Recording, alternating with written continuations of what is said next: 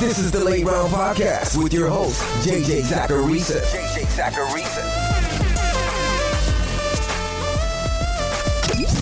What's up, everyone? It's Jay Ajayi, the editor-in-chief at FanDuel and at NumberFire.com, and this is episode 158 of the Late Round Podcast, one of the many shows that are part of the NumberFire Podcast Network. Thanks for tuning in. So I've got to make a tough decision about this podcast, and specifically this mailbag episode. Over the last year and a half, basically since the podcast started, I've had listeners send in mailbag questions via Twitter and via email, and I've gotten awesome questions by doing things this way. Unfortunately, my inbox has exploded with questions, and a lot of those questions aren't related to the mailbag at all. They're more questions that deal with rating a team post-draft or asking who to pick up off the waiver wire. I genuinely answer nearly all questions that hit my inbox because I want that interaction, and I want you guys to know that I care. I do care. You spent time writing a long email, and you deserve a response. The problem is that it's becoming overwhelming. Since I feel the urge to always respond, going through emails and sending a response is taking a lot of time. So I've got to pull the plug on the whole email thing. I just have to. I can't be getting emails from someone on a Friday night and then a follow-up email from that same person on a Sunday because I wasn't able to respond over the weekend. It's not anyone's fault. I just don't want that kind of relationship with listeners. That's not the point of all of this. You guys are more than welcome to message me on Twitter or join in on a Facebook Live that I'm going to do each and every Sunday. I'll answer your questions as best as I can. And then obviously you can submit questions for this show on Twitter as well. But the whole email thing just has to go at this point. And it sucks, but it's just how it is. It's really the only way that I can get through this season without the guilt of having to respond back to all of these emails. So thank you guys for understanding. I don't want to be a jerk. I just have to keep it 100 with you. Before we get into this week's questions, I wanted to let you guys know that FanDuel is offering listeners of the Late Round Podcast an exclusive $1,000 free play contest for Week 1 on Sunday, September 9th as part of their Countdown to Kickoff promotion. Prizes include cash, entry into Week 2 contests, and NumberFire premium subscriptions. All you have to do is head to FanDuel.com/league/NumberFire to enter for free. That's FanDuel.com/league/NumberFire. This first question is from Twitter from @PDXTroyBoy.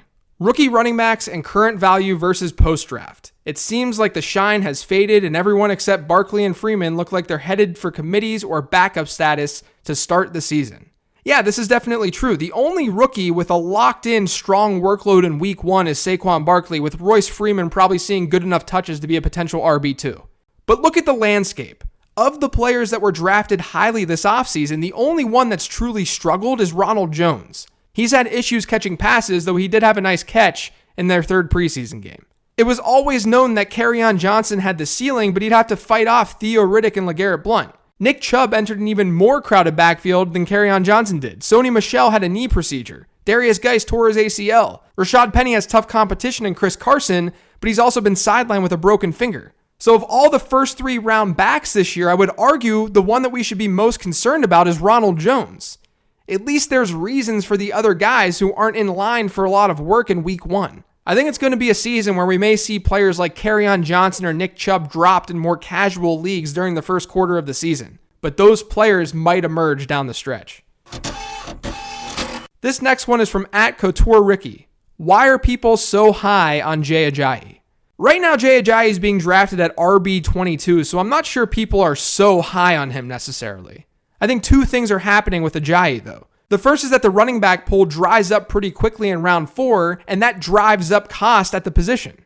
There are question marks among a lot of backs who are being drafted around Jay Ajayi. If we look at last season's data to project what will happen with Ajayi this season, then yeah, you probably think that he's overvalued. And that's fine. But I also think there's a scenario where he is getting goal line touches this year, which remember, he didn't last year, and where he is seeing more snaps and volume through the air. And he's playing on a team with a good offensive line that should be in plenty of positive game scripts. So Jay Ajayi's ceiling is there. Now his floor is fairly low though too. He saw less than 38% of Philly's rushes when he joined the team last year, which includes the playoffs, and Corey Clement had the same number of targets as Jay Ajayi did when the two played together last year. I mean, it was a split backfield. But the main reason his ADP is where it is because of the demand for the running back position and Ajayi having a pretty decent ceiling. I haven't drafted any Ajayi this year in my redraft leagues, but I do sort of understand why people are.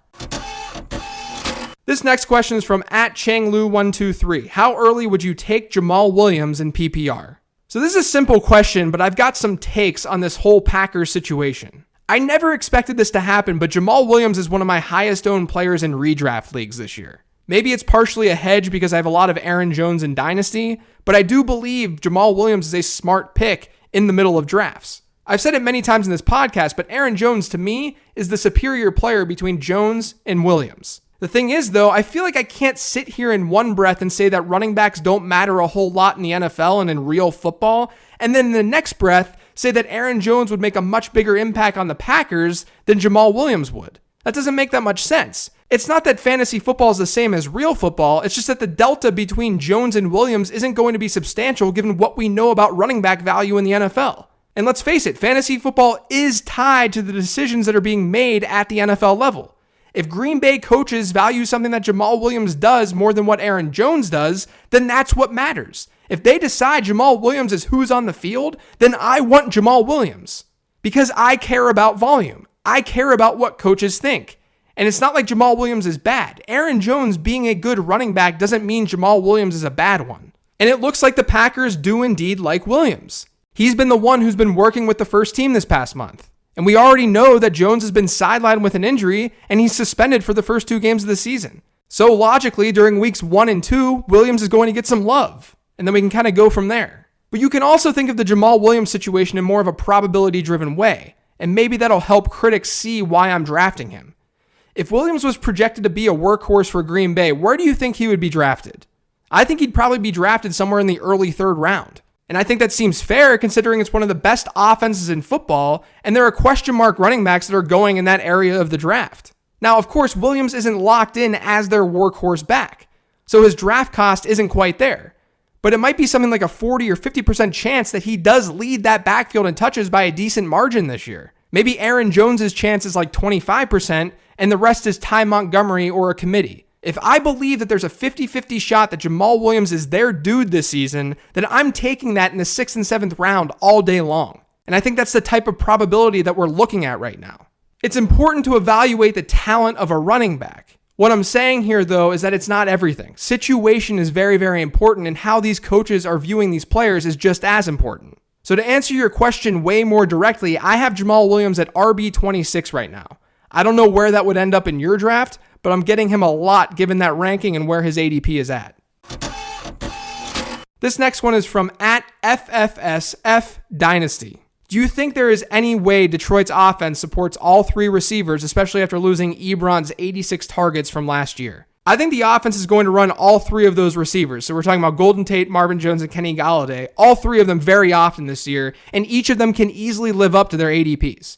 But as I've noted on other shows, I'm still concerned about Marvin Jones and his splits with and without Kenny Golladay last year. That's why I'm more inclined to draft Babytron than get Marvin Jones at his ADP. One thing I do want to note is that I've seen the Eric Ebron vacated targets argument out there, and I think it's not fully right. Or at least I think it needs some context. Without Eric Ebron in the mix, the wide receivers would see a hypothetical bump in volume, but we shouldn't and can't assume that other Detroit tight ends are seeing 0 targets.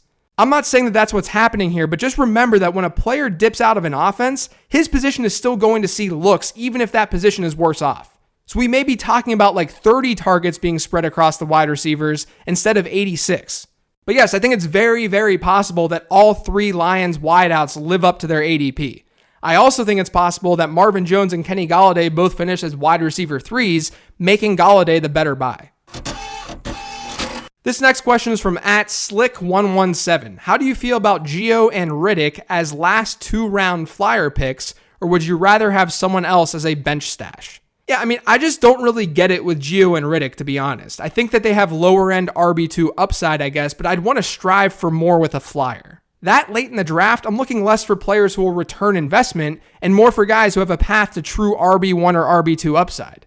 And I don't know if that's what you're getting with Bernard and Riddick this year. They might have spiked weeks, but it also might be tough predicting when those weeks will come. So I'm not that into them, and I haven't drafted either of them this season. I'm looking to go with a higher ceiling player like Jonathan Williams or Jordan Wilkins.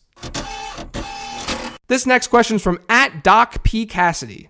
Hey JJ, my league just switched over to auction waivers, $100 budget for the year. Can you give your thoughts about your strategy and individual budget for potential studs and for streamers? If you're planning on streaming with a free agent auction budget, just remember that you generally won't need to spend much at each of the main streaming positions. Because not only will there be alternatives if you don't get your guy, but plenty of teams in your league are going to be set at those positions, especially at quarterback. Like if you're in a 10-team home league where most teams just have one quarterback, or maybe like 15 quarterbacks are rostered overall, you should have 3 or so quarterbacks to choose from the waiver wire each and every week. And I'm talking about 3 very viable quarterbacks. And then you could always play a quarterback for multiple weeks or find a plug-and-play option on the waiver wire as well. So at defense, tight end, and quarterback, unless it's a true potential plug-and-play guy, I'm spending just $1 or $2 each week in free agent auction budget. When a truly obvious pickup at running back or wide receiver comes, which isn't all that often, you can burn 50, 60, or even 70% of your budget. Don't be afraid to. But like I said, those types of players don't necessarily come all that often, and when they do, they're often not as special as we think. That's what was covered on the waiver wire show that I did with Brandon Gadula over the offseason. Essentially, relying on the waiver wire is a foolish task. But overall, for streaming, you'll want to not spend a ton of money. In most leagues, you can get away with that approach. This last question is from @Brinkerton86.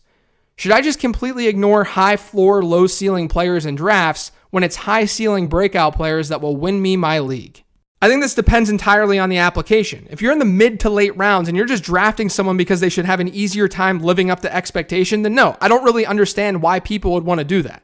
It goes back to the Gio Bernard and Theo Riddick thing from earlier. Are either of those players in most formats going to really take your roster to the next level? I mean, if something were to happen to Joe Mixon, sure, Gio Bernard becomes interesting. But if something were to happen to Le'Veon Bell, James Conner becomes more interesting and he's being drafted after Gio Bernard. Like, I'll just be upfront with you guys. I haven't drafted a single New York Jets running back this month. I have no Isaiah Crowell or Bilal Powell on my season-long teams. And it's not that an outlier season can't happen. It's just that if freaking Isaiah Crowell produces mid-range RB2 numbers this year, I'm fine with missing out on that because my projections and my overall process told me that his ceiling wasn't all that high, that I'd be better off looking at alternatives.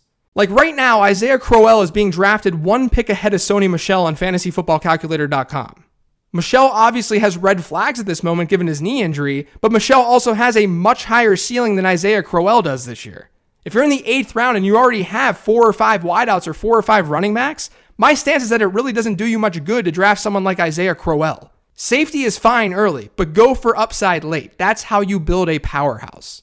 That's the last question for today's show, though. Thanks to everyone for listening. If you've yet to subscribe to the Late Round Podcast, make sure you are by searching for it on iTunes, Google Play, SoundCloud, TuneIn, and Stitcher. And make sure you're following me on Twitter @LateRoundQB. Like I said, you can always ask me questions on Twitter or submit mailbag questions via Twitter as well. Thanks, everyone. I appreciate all of you. Enjoy your weekend.